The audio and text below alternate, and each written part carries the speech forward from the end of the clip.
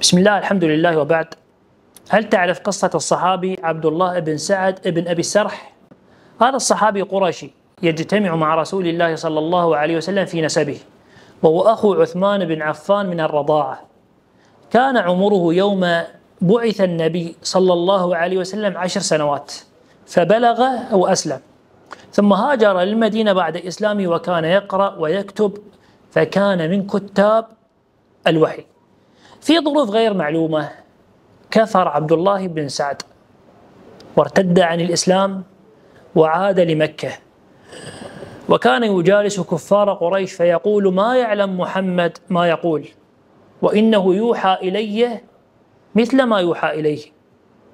وكان السلف يرون أن هذه الآية تتناوله: ومن أظلم ممن افترى على الله كذبا أو قال أوحي إلي ولم يوحى إليه شيء، ومن قال سأنزل مثل ما أنزل الله.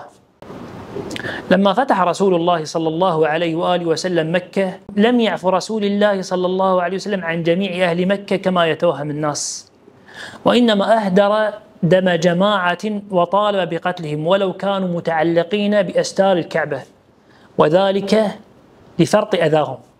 وكان منهم عبد الله بن سعد بن أبي السرح. ذهب عبد الله لعثمان بن عفان فقال له: إن جرمي أعظم الجرم وقد جئت تائبا. عثمان بن عفان أبى أن يضيع أخاه، فأتى به ممسكا بيده إلى رسول الله صلى الله عليه وسلم طالبا العفو، فمد يده لرسول الله صلى الله عليه وآله وسلم يصافحه على العفو والإسلام، ورسول الله صلى الله عليه وسلم يأبى أن يصافحه. فلما طال الأمر مد رسول الله صلى الله عليه وسلم يده فعفى عنه وأسلم عبد الله. وكان رسول الله صلى الله عليه وسلم يود لو انتبه الصحابة لتأخره في المصافحة، ليقوم أحد الصحابة فيقتله، وعاتبهم في ذلك.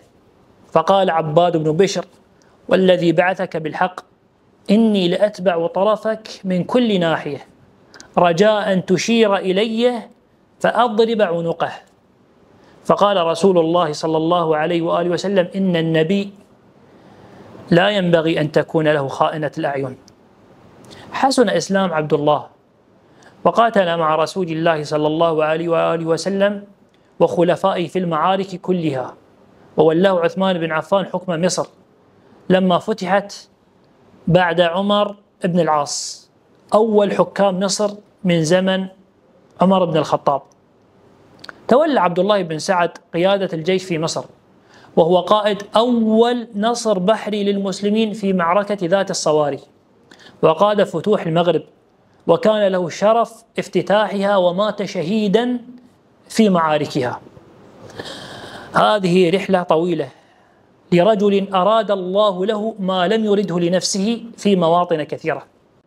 ولو رأيته يوم يكتب الوحي لقلت: أنى لي بمنزلة هذا.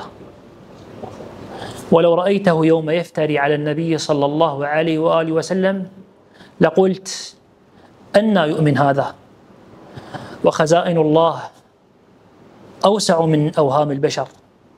موج الحياة يخفض الإنسان ويرفعه، وعمل الإنسان يرتفع به أو يهوي به. وما من يوم ترى فيه أنك أسوأ الخلق إلا والفرصة فيه قائمة لتكون إلى الله من أحب الخلق، ولن يمل الله من بسط يديه إلينا حتى نمل من اللجأ إليه.